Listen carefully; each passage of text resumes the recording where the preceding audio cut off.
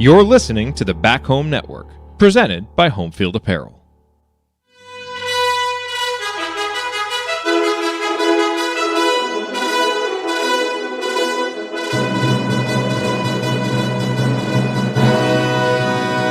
And welcome, Hoosiers fans, to another victorious episode of the Assembly Call.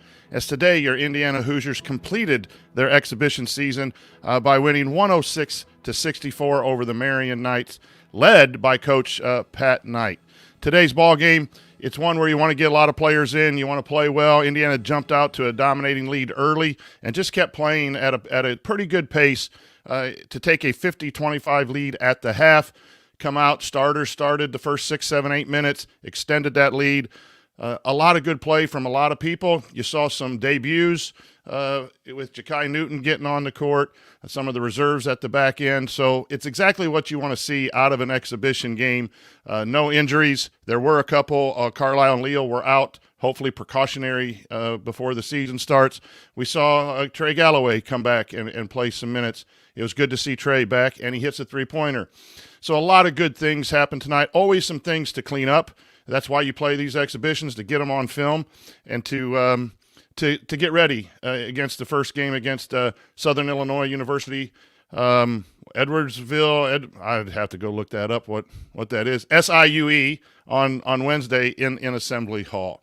I'm your host, Coach Brian Thompson. I'm here with Ryan Phillips. Jerod Morris will join us here shortly, and we're going to break down this exhibition win for you here on this edition of the Assembly Call IU postgame show.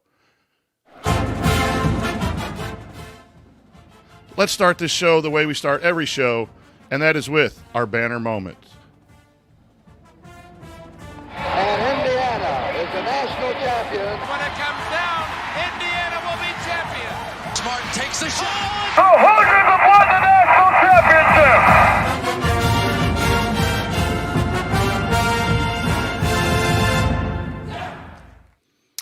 It's not very often after a win, 106-64, that you start off with the banner moment about the opposing coach. But the banner moment for me tonight was when Pat Knight was introduced as the head coach of the Marian Knights. Of course, Bob Knight, Pat's dad, was just a great coach. Why we all love Indiana basketball, ran Indiana basketball the right way. A few years back, was able to come back into Assembly Hall. We were there. It was meetup weekend, and it was just great to see Coach Knight back in the hall. Well, we saw another Knight coaching tonight on the sidelines. It just happened to be the opposing team. When he was introduced, he went out and kissed the floor in the middle of Assembly Hall, and it just shows what that place meant for that family. And what Coach Knight did for the program. And again, if there's any way we can bring closure to all of what happened with Coach Knight after he left, I think tonight was another moment like that. And for me, that was the banner moment. There's going to be a lot of good basketball and a lot of things we want to talk about that Indiana needs to clean up. But tonight was about bringing Coach Knight back and remembering Indiana basketball and his talk at halftime before he went in the locker room, where he said, they asked him what his message was going to be to his team. He goes, "I can't say that on air. They're playing scared." Just brought a smile to my face because we all miss Coach Knight, and may he rest in peace. And thanks to the family for all that Coach Knight and Pat and Nancy and everyone has done for Indiana basketball. Our banner moment today, as always, is brought to you by our friends at Home Field Apparel, now in their 8th season sponsoring the Assembly Call, and their 4th as a presenting sponsor for the Back Home Network.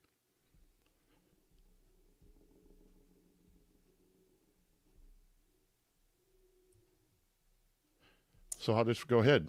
Go ahead. Home Field has the largest collection of vintage IU apparel that you'll find anywhere.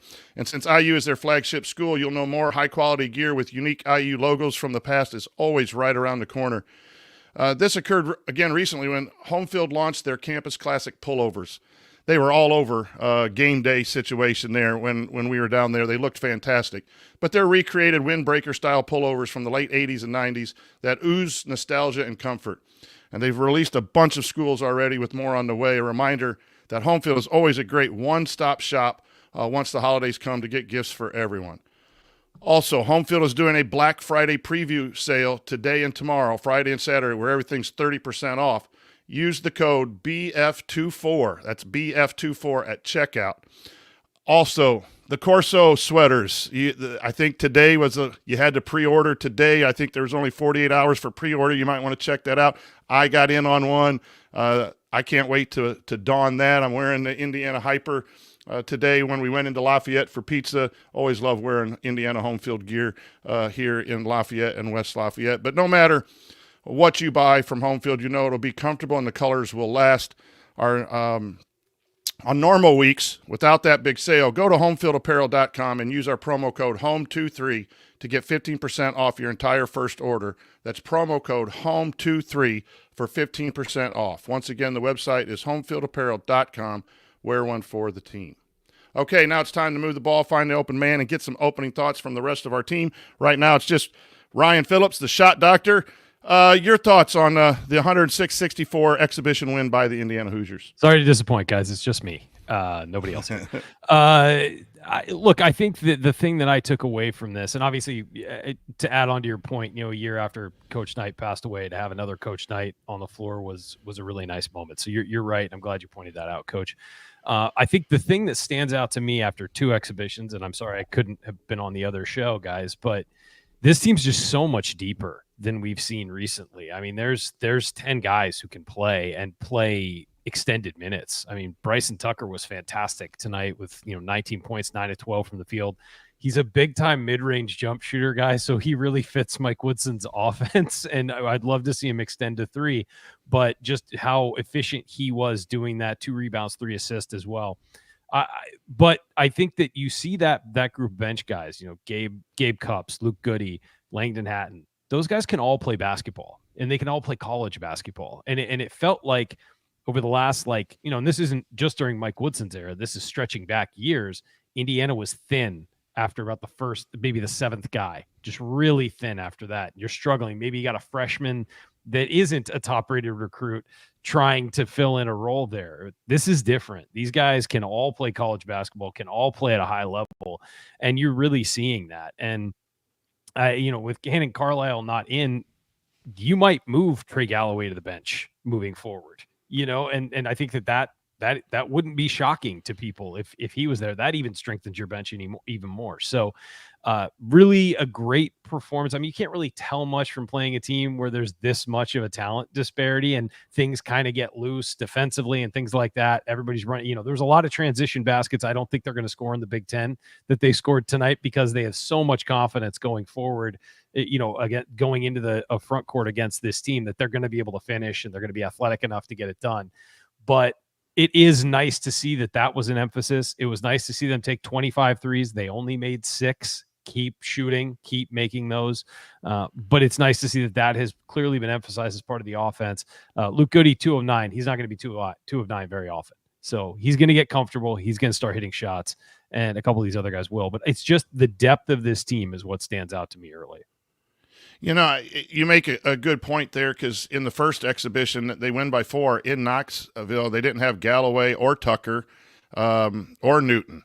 And then tonight they have a couple players out, and they did what they had to do in winning handily tonight against the Marian Knights. I think that depth is what everyone thought when they saw the roster come together. And already in 2 games, you've seen that there's not as much a drop-off now when you go to that second guy, or the second guy has improved enough to where his level of play is better suited to play in the Big Ten. I think we have seen examples of that here the last 2 games. Yeah, and I think that the other thing to take note of is, let's be real, Indiana has been bitten by the injury bug over the last few seasons at key positions. Having that depth isn't just about having a good second unit. It's about having somebody who can step in and fill that role. I'll say this too, is Newton, seeing him get on the floor and make a basket and all that, he doesn't look as athletic as he looked on high school film. And some of that is recovery from injury. Some of it is not playing for a long time.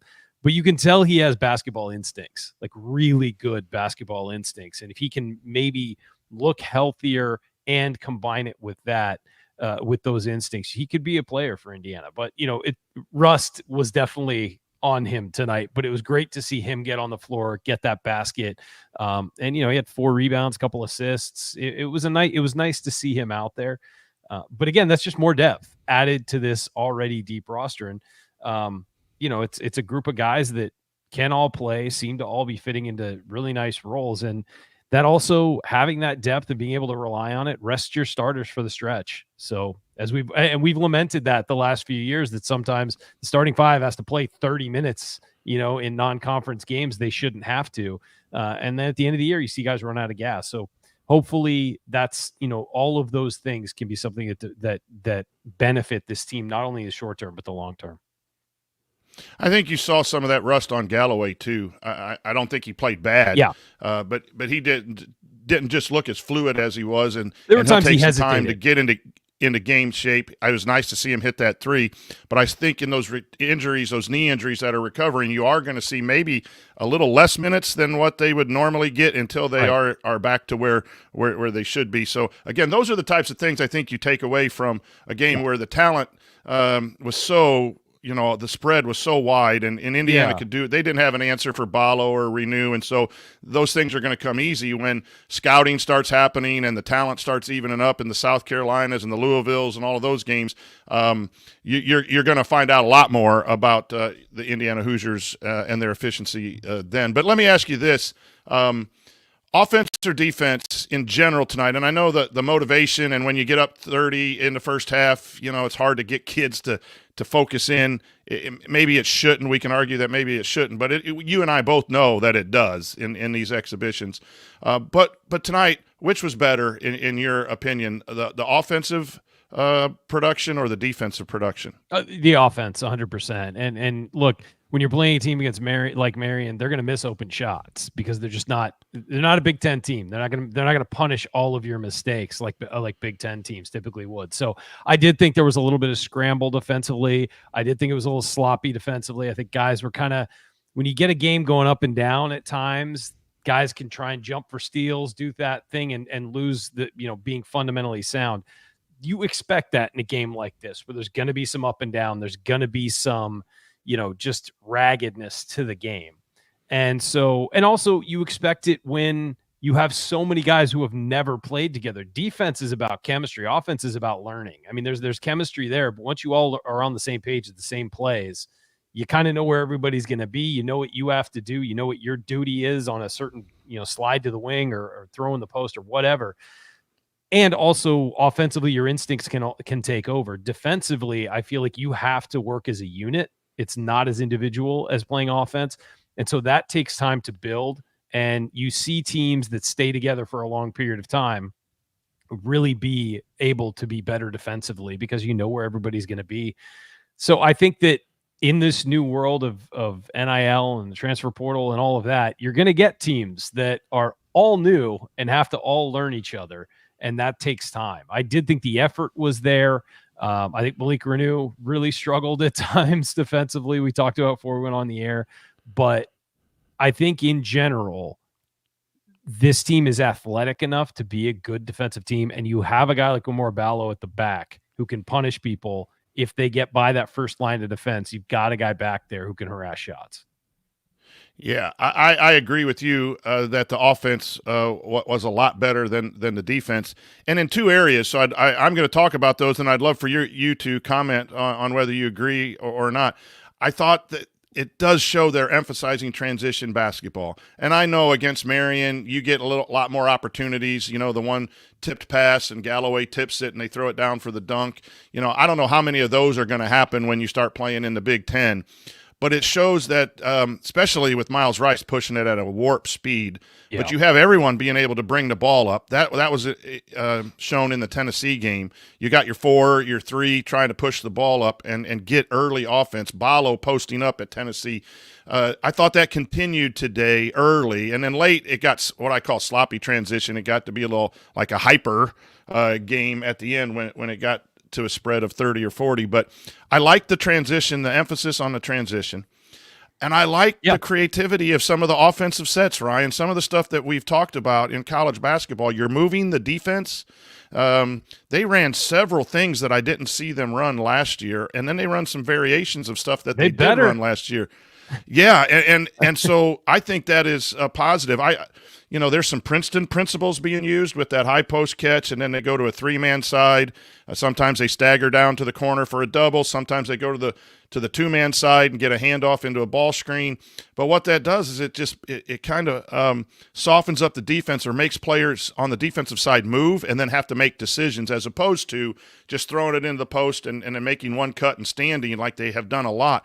I think this Indiana offense, I don't know that they're executing at a high level and getting the most out of this new offensive stuff, but in 2 games, I've seen a lot more movement, a lot more off-ball screening than we have from Mike Woodson teams in the past, and I think that's gonna help. You saw a nice set for the 3 that Goody hit, and then they called an offensive illegal screen. But those things are happening in 2 games. It's 2 games. They're happening quite a bit more than I think at any time in the past. Your thoughts on the transition, the off-ball movement that we've seen tonight and in Tennessee? When you move the defense, you put pressure on the defense. And that's the thing, is it's harder to chase an offensive player than it is to run an offensive set. Like that, because you're having to focus so hard. And that's why teams that have to play hard. If you face like a team like Purdue does this, everybody moves all the time. And that makes them really hard to face, because by the time you finally get the ball and go on offense, you're tired. So it's hard to then run your stuff adequately. And plenty of teams do that. That's the first example I thought of. And if you don't want to think about Purdue, I'm really sorry for bringing that up, everybody. But I think that you have to get other teams to move. I think that's why a lot of the one-on-one stuff you have seen out of Indiana the first couple of years, that's why it frustrates people, because it's a lot of one-on-one and the other rest of the guys just getting to a spot and getting ready. You're not moving the defense, though. The defense can kind of settle into where they are and then push you out and make you shoot shots, which has not been Indiana's strength. So I do think that moving, cutting, doing those things puts pressure on the defense. And if you do that all game long, you will wear the other team down. The more you make them move, the more tired they will get, the easier it will be to score. It's not a tough formula. It's great to see Indiana running more active sets instead of passive sets where it's get to a spot on the floor and then decide what to do from there. Instead, it's an attacking mindset, not a react to what the defense is doing mindset. I think that is really important. If Indiana continues to do that and attacks defenses with attacks what defenses are doing, as opposed to trying to figure it out and find space through that, you dictate the action when you're on offense. That is a key to victory, is you dictating action. And Indiana looks like they are a much more active offense. I think it's fair to say the roster is more balanced, and they have guys who can do different things, as opposed to, and let's be real, they have more guard depth. And that has been a problem at Indiana for 10 years now, is having great guards, and they have very good guard depth and guys who can attack, and they should deploy them in the best possible way. It's just nice to see. And even in their post-ups, they had a couple high lows, but one was on that what I call a point offense, or Princeton offense. You throw the ball to the high post, and then they went to the 2-man side, and it was Renew coming off of a down screen to the corner, but he just curled into the post, and it was high-low from Ballo to Renew, and the help wasn't there. Why? Because there was action on both sides. So it's not just to get 3-point shooters, it's action to get into ball screen actions. It's moving the defense to get no help in the post, where you're not just playing out of a double team that we've seen a lot. You throw it in, they double team, and then you play out of it. But the things they're running, it really is good for all 3 phases of offense. And then they hit a backdoor cut, too, off that same action. Yep. Instead of coming off the curl, they dribbled at it, and whatever coach's terminology you have, but they ran a backdoor cut, baseline backdoor, for a layup. And those things are things I think we've all wanted to see a little bit more of in the first 3 years that maybe now we're seeing. And again, the big question is it has to continue.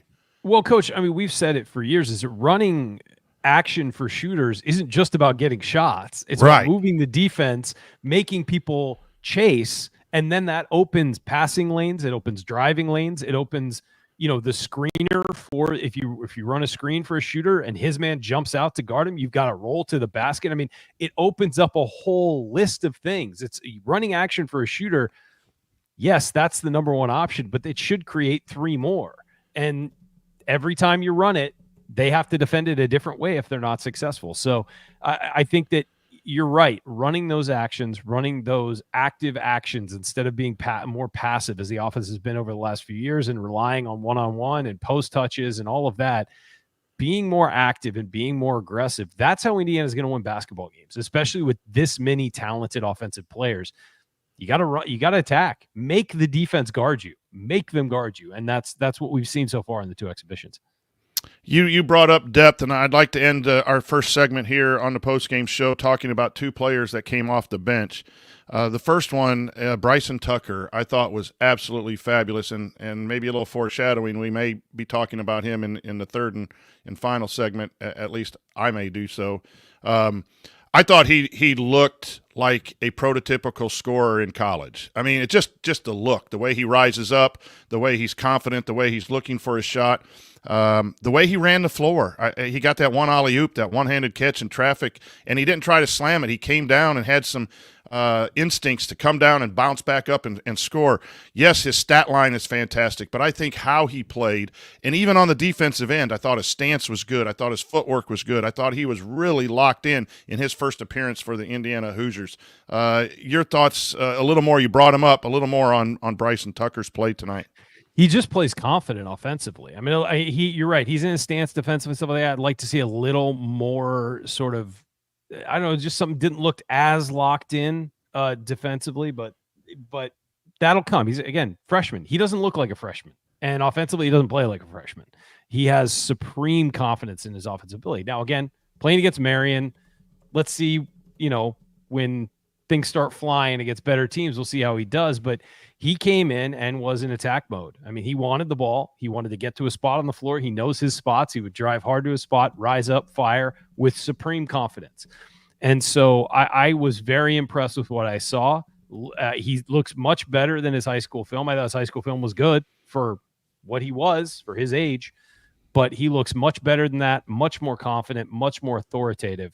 And he's an athletic kid. Again, I'd love to see him stretching this because the way his shot works, he could hit it from three. It's just a matter of having the confidence to take it and the confidence to follow through on it. But yeah, impressive showing from the freshman. And I just hope he keeps getting opportunities because I think he's going to make them. I mean, we know Mike Woodson leans on his veterans a lot during the season.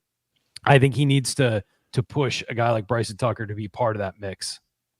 I do too, and it's just one game and it's an exhibition. I know that, but just his instincts and again, jumping ahead to maybe something you missed a little bit, he catches a ball on an outlet at the right wing, and he just throws a one-hand skip pass. Now, I'd rather it be a little stronger skip pass, but he knew that the guy was he knew the guy was open on the other side, and the defense had flowed to his side, and he didn't stare it down. He just knew, and he got the ball and he threw it one-handed across court, on time, on target. And I don't remember if Indiana scored off it again, but it wasn't a catch. Oh, should I drive? Should I score? Should I do it myself? It was, I know those guys are open. I'm just going to immediately do that. That's something you don't see a lot of out of a freshman.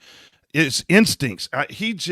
Tonight I just kept watching and kept watching and kept watching, and like this guy's going to get minutes if he keeps playing like that. Now he's got to do it in practice, and again, with Carlisle coming back and Galloway and that, maybe there's some minutes. But holy cow, I was so impressed with that young man. And then the other guy Tucker was plus 28 in 23 minutes. So the team was good when he was on the court. 23 minutes plus 28. The other thing is, I think in a role that he has now, I thought Gabe Cupps was pretty good. I thought he got driven a couple times, which I don't like to see because even against Marian, I don't think he should get driven like he did. But I thought he was active. He looked to shoot. He wasn't afraid to shoot. And I think he ran the offense when he was in there. And the thing I like is his ball pressure. And I know Indiana worked on ball pressure all year long. And Rice is going to put extreme ball pressure on the ball. I think he's really good on the ball defense. I think Rice needs to work on his off ball. But Cupps was. I think everybody on the team needs to work on their off ball. Yeah, but both of those guys I would hate to bring the ball up against Cupps or Rice. And I think that's going to be fun to watch. And the deflections are the only stat that happens to show. But, man, I thought Gabe, again, in lesser minutes, coming off the bench, can really be an important factor. I thought he played well tonight in his limited role. It's the role you wish he would have been able to have last year as a freshman. quite frankly. And this is where he fits. He doesn't have the prototypical Big Ten athleticism and things like that. What his role is going to be is be an incredibly solid guy on the ball, both offensively and defensively. Be strong with the ball. Don't turn it over. Run the offense, facilitate when you get an open look, knock it down, and be a pest defensively. Those are his roles. And if he does that, it's a successful season. Regardless of what the statistics show, that's a successful season. Having him as your starter for long stretches last year, not great. And that was unfair to him, quite frankly, given the body he arrived at Indiana with, his size, all those things. That was unfair to him, but injuries, made that circumstance what it was. But I will say he looks much more confident this year. Again, we're saying this, you're playing Marian, but still, I think that there is something in the way you carry yourself that carries game to game. And I think all these guys look like they're much more confident this year. As a team, it looks much more confident because they know the guys next to them are better and they know they've got help. And I think that that's something over the last few years we have not seen enough of. And they're getting pushed in practice, I imagine, too. They certainly are. Hey, everyone, make sure you go to assemblycall.com and subscribe to our free email newsletter. You get a lot of good information there on a weekly basis. But that'll do it for segment one. Coming up, we'll continue our breakdown of Indiana's exhibition win against Marian by the score of 106-64. We'll point out some meaningful moments you might have missed. We'll go inside the numbers, and we'll talk about anything we want to talk about, actually, from our second exhibition. But you're listening to the Assembly Call, so stick with us.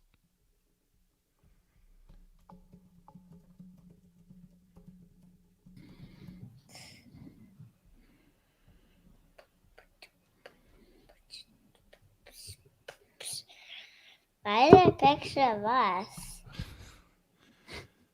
You're listening to Teddy here on the Assembly Call IU postgame show. And Teddy Morris and Jerod Morris have joined us here. I'm the coach, Brian Tonsoni, along with Ryan Phillips, and a young man there who is waiting to go to bed. So, Teddy, hello. How are you doing tonight? How did you feel about the Indiana Hoosiers? What'd you think of the game, bud? Yeah, as you can tell, bedtime not going so well. So we just thought we would come in and say hi here for a few minutes before we go upstairs and try it again. We got a couple of sick kids in the house, so it's Teddy, one of those nights. When you get to be our age, you will pray for sleep. You will be so excited when you get to go to sleep. It's the best. Yeah. Honestly, nap time is the best. I'm already thinking about it right now. So Jerod, your quick thoughts on tonight. So yeah, I mean, I'm Indiana's win. I'm sure I'll probably repeat stuff that you guys said. Really excited to see Jakai Newton. That was going to be my banner moment if I was on the show. Was getting Jakai here. Hopefully my audio is coming through okay. But yeah, seeing Jakai play, I was really, really impressed with the bench. Bryson Tucker, Luke Goody, Gabe Cupps, Jakai, Langdon Hatton. Their basketball IQ really jumps off the page to me kind of in comparison to benches that we've had in the past. Like they just have good instincts. My point, Jerod. This has first point I made. They cut at the right time. They see cutters. They make good passes. There toward the end of the game, everybody kind of started jacking up some threes. But before that happened, I thought they just played really smart basketball. And so that was nice to see. I don't take much in games like these for Malik Renew and Umar Ballo. They dominated and they should dominate. I think the one concern for me was early on giving up a lot of open three-pointers. That seems to be something that, just is still, kind of a feature of this defense. This team, either wasn't ready or doesn't have the shooters to really, make us pay. But that's obviously something that we're going to want to clean up. But they're not going to punish you the way a Big Ten team is. Yeah. But the talent just jumps off the page. And the other thing is, having a lead guard who can finish at the rim, like Myles Rice, that's big. That translates. And so seeing him a couple of times go in there and finish, that's something that we really haven't had. Even Jalen Huchefino was not real good at that. X was very inconsistent at it. We really haven't had that in a while. And it's a really nice feature to have. So, all in all, pleased. The 3-point rate, was ticked up again. Still not to the kind of levels that you'd want to see, but they're clearly taking more threes. Maybe they should try making one in the first half from time to time. They got one. They got one. yeah, that's statistical noise. I'm not really worried about that. I feel like you got what you wanted to get out of this exhibition, which is a guy like Jakai getting time, the bench getting some time together. No one got hurt, and the starters, all played pretty well. So all in all, a successful night, and it was nice to see Pat Knight back at Assembly Hall. Nice little touch with him kissing the floor there before the game started. That was cool. It was a really good way to honor Coach Knight. So it was nice to see a good night of basketball in Bloomington. And anytime there's another Coach Knight on the floor, it's a good night, right? Yes. Teddy, Yeah, do you it have any was. thoughts? No. Okay. Teddy has nothing. He's not as outgoing as his father, right? quite yet. Not yet. All right. Have a good show, guys. We're gonna go try and get to bed, and if I catch you on the other side. Good night, Teddy. Back. All right. Later. See you guys. We'll see you. Okay, it's now time for our meaningful moment that you might have missed. Meaningful moments that you might have missed. This segment's brought to you by our friends at Hoosier Ticket Project, where they help individuals and families experience Indiana University athletic events in person for the first time through the generosity of alumni and fans. To learn more about how you can donate money or extra tickets to help create meaningful moments for other IU fans, visit HoosierTicketProject.org. That's HoosierTicketProject.org. They just do fantastic work, and I believe my week, I kind of got a little out of control last Saturday at game day, but I believe they had 400 at that game. At a recent game, they had 400, if my memory serves me right. They just do good work at introducing Indiana athletics to families in central Indiana and beyond with their work. So thanks. I think everyone kind of saw what they needed to see today. There aren't a whole lot of meaningful moments. I kind of wasted one on the Bryson Tucker cross-court pass that we saw. I just have a couple comments keep looking for.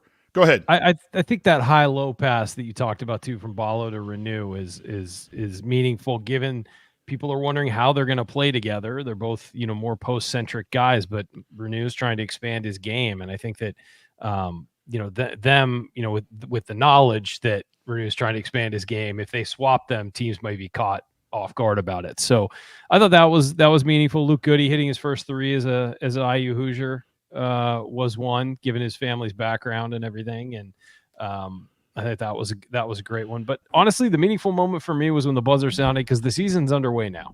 This is the season has started. As of right now, we are in the season, and it's a big season for Indiana basketball. They got to turn things around this year. They've got the talent to do it, to compete for a Big Ten title, to make a run, deep run in the tournament. They have what they need. So the season has started. That's the most important thing I got out of this, was now it's go time. I want to go back. I'm glad you brought up the high-low pass. One of the things I wrote down, I was really focusing on individual play, what was strong, what was weak, or what they have to work on. And I wrote down for Renew and Ballo that their passing ability. I think watch that as the season gets started. The high-low, they had two high-lows, one to each other, and the other guy was in the low post. They had two really early. I think you're going to see a lot of that. And again, they did it without just setting the guy in the post. They actually moved the guy in the post. There was a really nice big-to-big pass with Cup setting a cross screen off of a cut. So really watch the 4 and the 5 spot, their ability to pass the basketball. I think that is, again, the concern was playing two bigs, but if one can play out and draw defenses and make good passes, I think that's ability. The other thing on Renew that I think is very meaningful is he's doing very well off the bounce. He's not just posting up. He's got great footwork, scores with his back to the basket. We know he can get an open catch-and-shoot three, but he really looks good with a burst from the three-point line to get into the lane. And I saw that against Tennessee, which is upper-level talent, and you saw it tonight against talent that wasn't there. You always got to be cautious about interpreting these games like tonight. But in both games, I think Renew off the dribble. And the last meaningful moment that you might have missed is the 1-3-1 zone offense that I really, really like is the 1-4 high. Hubie Brown used to run something very similar. When you get the ball to the high post and then you flood 3 guys down to the baseline, you flood a post down right in front of the basket and 2 shooters to the corner, and you really bust the bottom defender and the weak side defender because they don't know who to guard. And someone is open for a quick pass and a shot. And I thought Indiana scored twice off the 1-4 offense against the zone. And I think, again, that just goes to what I think is a lot more creativity we've seen in 2 games already from Mike Woodson. Anything you want to add on that? Yeah, let's just hope it continues. I think that in the slog of the season, sometimes you get bogged down in what you're doing and try and do the same things over and over and over again, and you lose your creativity. I mean, it's a long season, and it's, you have ideas of what works with your unit, and you just keep trying to pound that stuff sometimes. And I think they really need to have a diverse offense this year because they have diverse offensive talent. And so I think that you need to adjust to that and do things that work for everybody. And I mean, running, exotic sets and things like that, it doesn't even need to be that. It just needs to be attack different ways so that when you play a team, they don't know what to expect. And I think that sometimes Indiana has gotten very predictable in what they're trying to do. Part of that was having Trace Jackson Davis. Okay, you're going to attack with Trace Jackson Davis. I understand that. Last year, they really didn't know what they were getting from anybody night to night. And so it's hard to really not lean on one good thing and just give it to Khalil Ware essentially. But this year they've got balance and they don't have that one dominant player who needs to be fed. And so I do think that Malik Renew is going to benefit. He's probably right now the guy you're projecting to be the top scorer.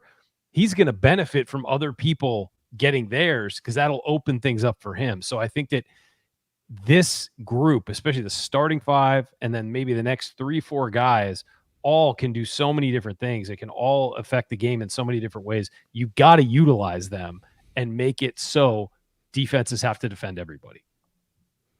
Absolutely. Hey, it's time to go inside the numbers, brought to you by Jackson Hewitt Tax Services. If you live in Bloomington or the surrounding area and you want your taxes done right, contact friend and chat mob Hall of Famer Megan Mahaffey and her team in Bloomington, Bedford, Martinsville by calling 812-339-3334 or visiting jacksonhewitt.com. Okay, time for some statistics. I want to talk a little bit here. Myles Rice with 5 assists. He led the team in scoring at Tennessee. He only had 6 points tonight. What I like about those stats is we have a point guard.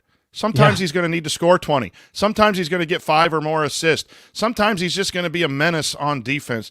I am huge Myles Rice fans, and I think as he goes, Indiana goes. And I know I don't want to put too much pressure on the young man, but having that type of point guard, and then Gabe Cupps coming off the bench to help back him up and playing his role, I just think 5 assists. I don't think it was a great stat night. But Myles Rice is willing to do what it takes to win basketball games, and that's the impression I get. Your thoughts on Myles Rice?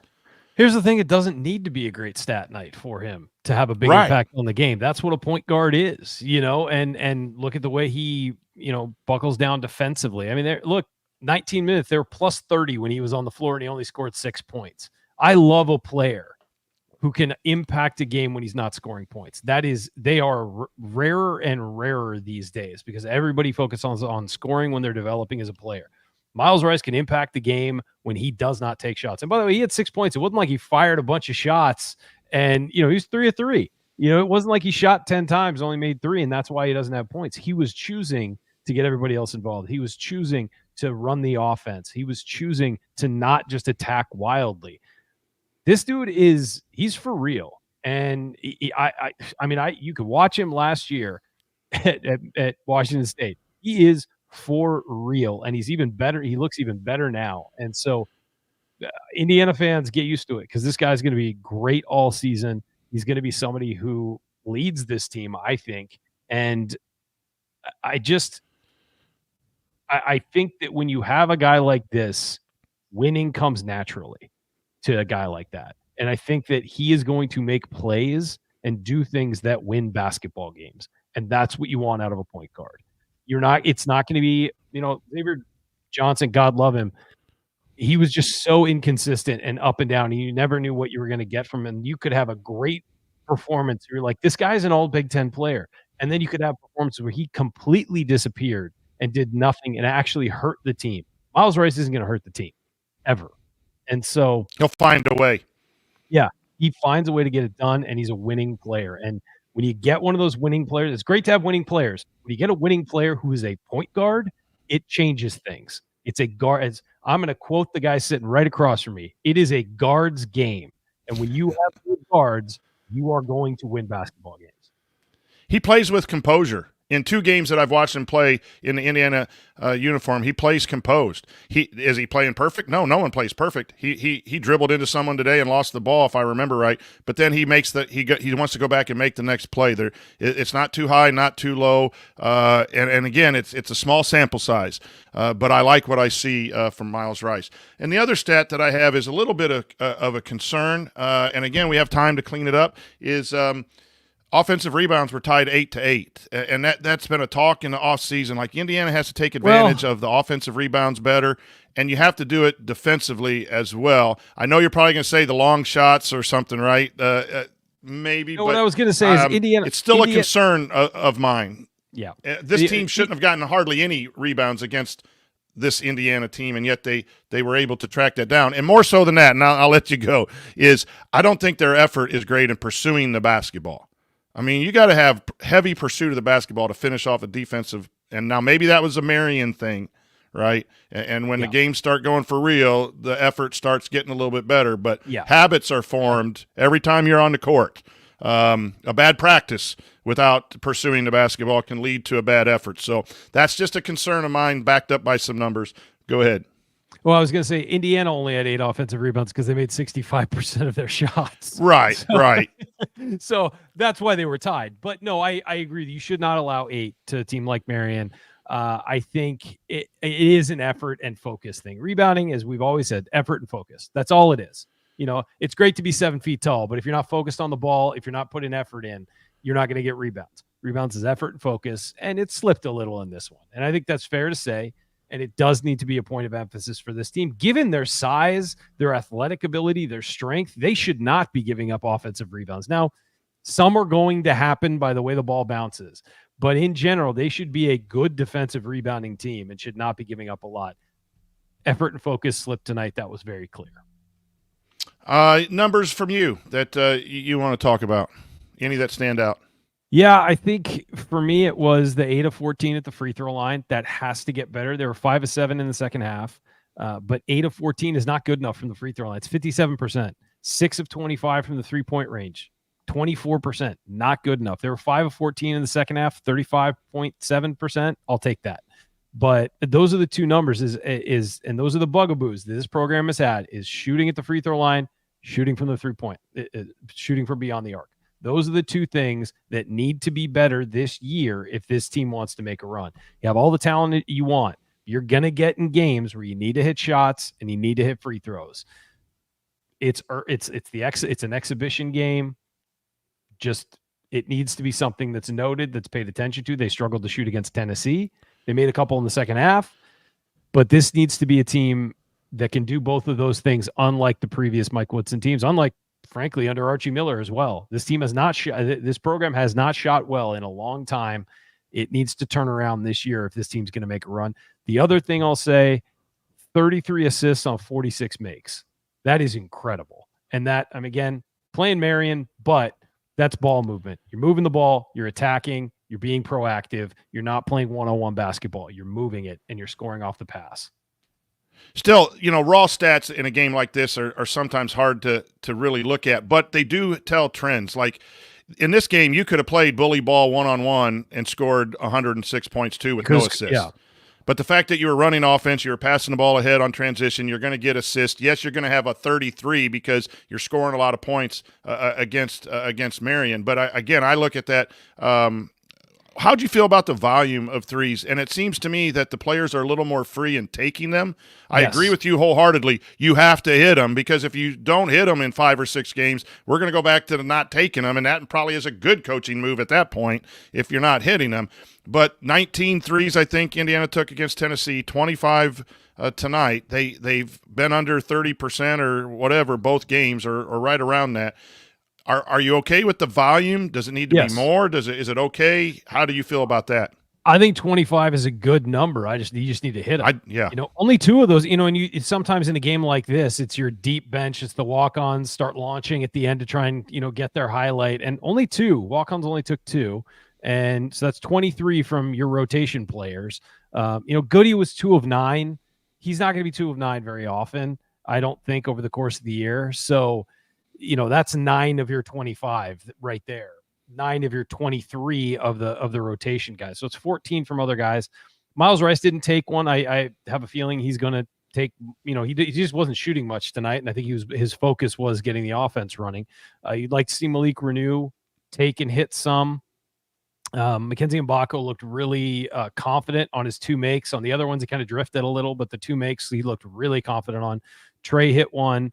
Jakai Newton took 3. So again, there's, a lot of guys are taking them. They took 25, 23 from your rotation guys. That's a good number. You just got to hit more than 6. And so this team has to be better at doing that this year. Yeah, I think, again, when you have, Galloway and Mbako were 3 for 6, if you want to break it down, you can manipulate numbers to be happy or to be upset or whatever about it. I like the freedom that I saw, that there was not hesitation. There wasn't oh my gosh, I got to go inside first, now I'll shoot second.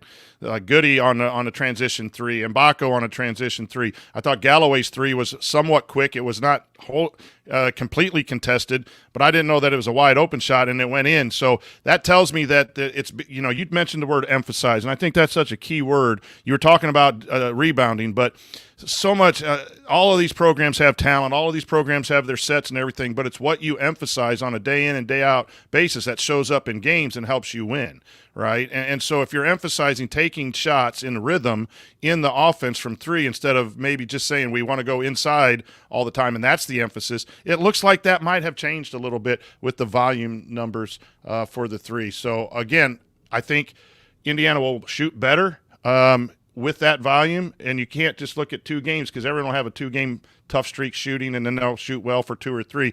Really, we can tell by the time we get to the Bahamas a little bit better how they're shooting the 3 ball. But we want to see this volume continue. So that'll do it for segment 2. Coming up here on the Assembly Call, we hand out our game balls, our Hoosier Hustle Award, discuss a lingering question or 2, and then look ahead to Indiana's upcoming opponent. That's all next here on the Assembly Call. Stick with us.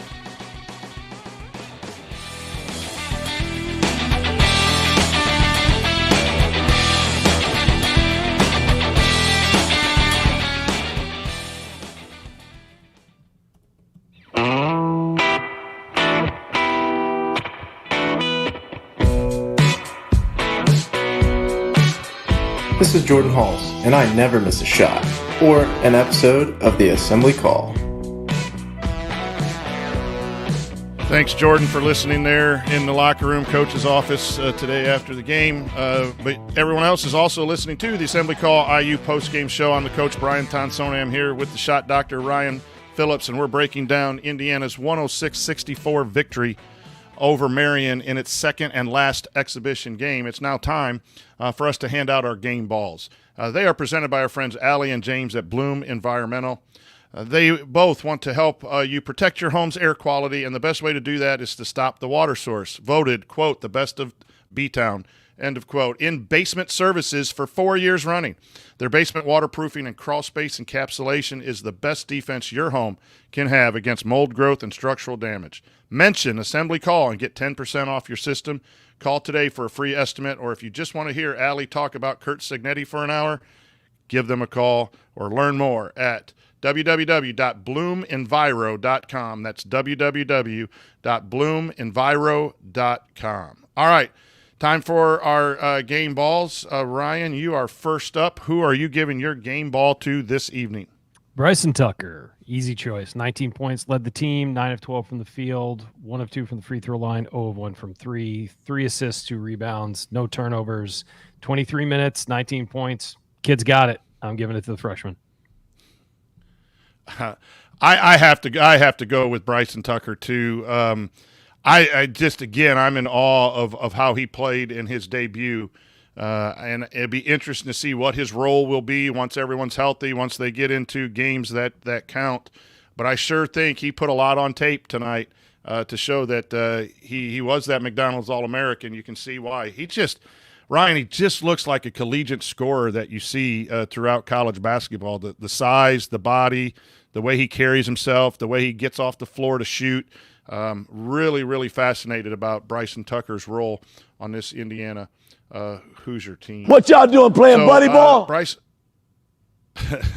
Absolutely. Thanks, Coach. I'm glad you're listening in and called in. But now, Coach, it's time for the Hoosier Hustle Award, sponsored by our friends at Evansville Security Services. We'll lead off with you again, Ryan. This is a little difficult for me, I think, who gets this award, especially in a game like tonight. But where are you headed with the Hoosier Hustle Award?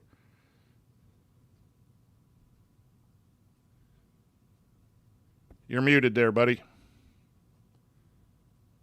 Everyone was so happy for a minute. Why'd you tell me? Honestly, I know let you go. I know he didn't play super well defensively, but I'm going to give it to Malik Renew. I thought he was getting up and down the floor really well. He had 8 rebounds. He had 2 blocks. He had a steal in 18 minutes. I thought that his movement was really good on the floor. I just think defensively he needs to sort of, focus a little bit more. But here's the big number for Malik that we haven't talked about tonight.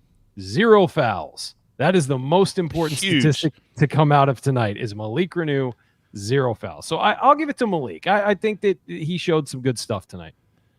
Where I can't argue with you, he looked better a little bit off the ball when he was jumping lanes. He got that steal. Again, that shows a little bit of instinct defensively that he hasn't had. I think he's just super fantastic offensively, and he'll be the go-to guy in the last 10 minutes to win basketball games for these Indiana Hoosiers. Defensively, I think he struggles, but he showed some glimpses there. I'm going to go with Myles Rice. I thought his pace, bringing the ball up the floor, I thought his pressure. I really liked his jump switches, and Indiana was switching 1 through 5. We really didn't talk about that tonight.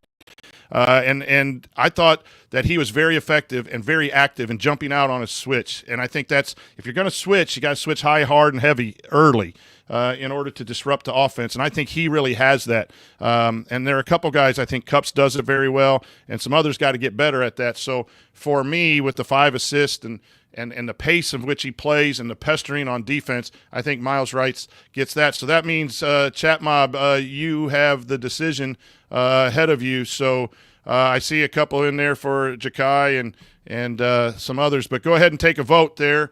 Break the tie between Rice and Renew. Put your thoughts in the chat. And, Eddie, if you can count those up before we leave, we can maybe give a result. There's a vote from Justin for Renew.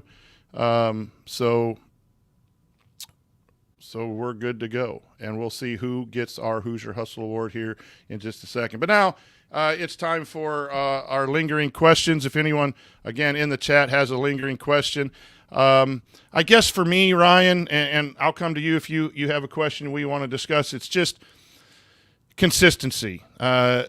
I think we've seen in 2 games some things that show that this program is headed in the right direction, from individual players to the depth of the team to some offensive strategies have moved in ways that we all kind of wanted to see. And now it's just, can they execute fundamental basketball in a consistent manner to win at the level that we all want and need Indiana to win? That's the lingering question going into the next game, the opening game on Wednesday, and throughout this early run. Your thoughts on consistent play from the Indiana Hoosiers? Yeah, I think that's fair. And I think that consistent play, but also consistent development. Like, this team needs to get better as the season goes, and they can't wait until early February to show that. It needs to be a consistent progression throughout the year. I think the last 2 years, they've really taken their time to get better. And I think they really need to work that out immediately, because we saw what happened last year where you didn't beat those bad teams by as much as you need to beat them, and you didn't win those early season tough performances. You need to do that this year to secure your place in the field later on, because this is a tournament team and they need to secure their place in the tournament. It's a lot easier to go through that tournament with a higher seed. It always is. You run it, you can run into a bad night, but it's much easier to advance when you have a higher seed. And so I think that's what we need to see. And that's the question is, what develops? Are they going to be a better rebounding team? Can they hit shots? Can they hit free throws? Those are like the big question marks for me, are those things. And can they play better defensively? Can they develop into a cohesive unit defensively? Those are all my big questions moving forward. And it all, as you said, has to do with consistency and consistent development. That's all you want to see from these guys. You want to see them get better game to game, week to week. And if they can do that, this team can be very good, like very, very good, because they have the pieces to make that run. This team is extremely talented offensively, I believe, Ryan. And I think the key is what you said there defensively.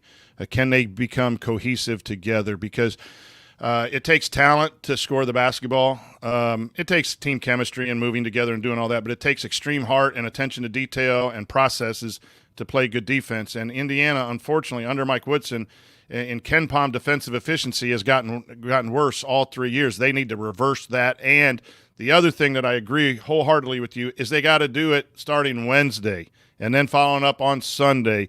Last year they struggled against the opponents that were a little bit lighter on their schedule, and the metrics never got to where they needed to be in consideration for the team. And in order to get a good seed, you've got to play at a high level of efficiency from the start. You can have a blip here or there or a bad performance here and there, but consistency of play, and on that, I can't agree with you more on the defensive side more than that. And it's got to show up. Our next opponent, and the next show will be Wednesday, season opener Wednesday at home against Southern Illinois University Edwardsville. I did have that right. Don't know a whole lot about it. That's Andy Bottom's role, is to do our scouting reports, and he's busy tonight. Don't know much about them, but it's a good opening opponent. But we want to watch the metrics, the offensive efficiency, the points per possession on offense and defense. That's what you want to look for as a Hoosier fan. We need to have a good spread of that, as well as how you play. We'll see more about rotations in that game. But Indiana needs to get off to dominant. I don't want to put a points total on it, but Indiana, can't win by 4 or 5 like they did early last year. And what a great way to start Wednesday night. Your thoughts about the season opener against Southern Illinois University Edwardsville? Yeah, I don't think it's about points. It's not about how many you score, whatever. It's just about playing better basketball every time you're out. So they need to play better than they did today.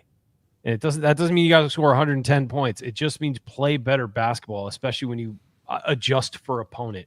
And so I just want to see them come out, be confident, attack, play defense, rebound, do all the things you need to do to win. Because if this team does the things it should do, they'll win. They'll beat teams like this. You'll get 50-50 against the really good teams, and you want a coin flip against an Arizona, against Gonzaga or whoever. That's what you want. So I would just say I want to see them come out early, aggressive. One thing under Mike Woodson, they've had some bad starts against bad teams, and it's hard to get up for those games. I get it. Attack, start from the beginning and attack and put them on their heels and just run away with it. Don't make it interesting. That's all I want. Yeah, and we will see Wednesday night. We'll be on again. Some combination of our hosts will be on to give you our analysis of the home opener. And we think if it continues like it has these first 2 exhibitions, I think we're off to a good time. There was a question in there. Someone asked our thoughts on Tucker. I think we've really discussed Tucker. Go back and play the podcast to replay that. We don't want to talk. Well, we could talk a little bit more. I think he was that great. So last call, Ryan. Before that, I got to read this. You're listening to the Assembly Call IU postgame show. Check out Home Field Apparel. They just continue to have great stuff for Indiana, for your friends that have graduated from some other university that's not 8-0 and really well coached. You can buy gear for those universities too and make those people feel better. But use the promo code HOME23 at checkout to get 15% off your first order. And now, Ryan, your last call after tonight's exhibition win. I'm just happy we're back, guys. It's yet another season. I think it was season 14 of Assembly Call. And now we're into the real season. And I think we took a bit of a break this off season to slow things down and rework our schedule a little bit. But this is what we live for. This is why we do this. It's the season. It's post-game shows. This is what we're going to do. And I thank you for everybody who on a Friday evening is coming here after the Marian exhibition game to watch, listen. If you're listening tomorrow, whatever. Thanks for coming. And let's get this thing started. Let's have a great season. And let's hope that Indiana, is on its way back to being the Indiana we all want it to be. So that's my thought. It was a fun game to watch. It was really fun to watch some of these guys pop, but let's get to the season. This is why we're all here. Absolutely. Well said, Ryan. Thanks to all of you in the chat. Thanks to all you IU fans listening on podcasts and everything. We do this because you tune in and listen, and we appreciate all of the support that you give us. It's always great down at game day and everything when people stop by and say hello.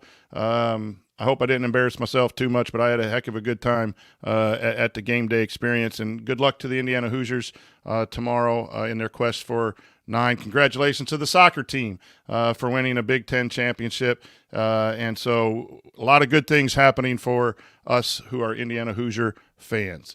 So that's going to do it for our post-game show. If you want to see us do the show live and be part of the live chat, make sure that you subscribe to our YouTube channel. That's youtube.com/assemblycall. Don't forget to go to our substack.assemblycall.com to join our free email newsletter. Special thanks to Bob Thompson for the music you hear on the show, and special thanks to John Ringer of rigdesign.com for designing our logo. Thank you for listening. We'll be back to talk IU hoops again after the game on Wednesday night. Until then, keep your elbows in. Christian Wofford. Keep your elbows in and your eyes on the rim. The Hoosiers. All right, everybody. 2-0 in the exhibition. Some good basketball. Some things to work on. And we're ready to roll. Thank you for listening. Enjoy the rest of your Friday night. Ryan, always good to talk to you, my friend. Great to see you, Coach. Everybody have fun tomorrow if you're going to the game, the football game. And if you're watching, I'm pretty positive about tomorrow. I think it's going to go well. Attitudes have changed, Ryan, around here for IU football, man. It's crazy. Man, I was so jealous that you got to be there, man. I was so jealous you got to be there last week, man. I wish I could have gone. Sam Krumov, who's a friend of ours, was sending me pictures of him hanging out with everybody. And I was just like, oh, Sam, jerk. It was an unbelievable feeling. Can't imagine, man. We walked at 6:30. We were at the game day, and we just stood in the back on a big cement bench there and watched all the facilities. And Amy and my son and we saw producer Eddie. We got to put in the final thing to thank you, Eddie, who behind the scenes. And does I'm not all used the to it stuff yet, so I'm not thanking him. Yeah. I'm not used to him being here yet. Yeah, we got to thank him, and we got to, and Eddie and the host, we got to get in the flow of the timing of the music and that. So stick with us, soon. It's our exhibition already better season than as well. But Eddie does. My computer was playing Marian today, I think. Yeah, getting the kinks worked out. With the audio, but we got to figure it out. So all is well, but yeah, it was a lot of fun. Are you gonna try and go to the Ohio State game, Coach? No, I think I've got Michigan and Purdue tickets. I'm gonna go there, but I don't really like Ohio State football fans. So when we beat them, I don't really want to get in a shouting match and just be wearing red to cover up what it is. They're horrible. Every other fan base has been pretty good. I've been to almost every place. I haven't been to Nebraska yet. Or Rutgers or Maryland, but everywhere else they've been really good. But Ohio State, they're idiots, man. Sorry if any of you are Ohio State fans, football family out there, but they're idiots. Anyway. All right, guys. All right, everybody. Have a great Friday night, everybody. I think they've gotten enough show. Yeah, they've gotten more.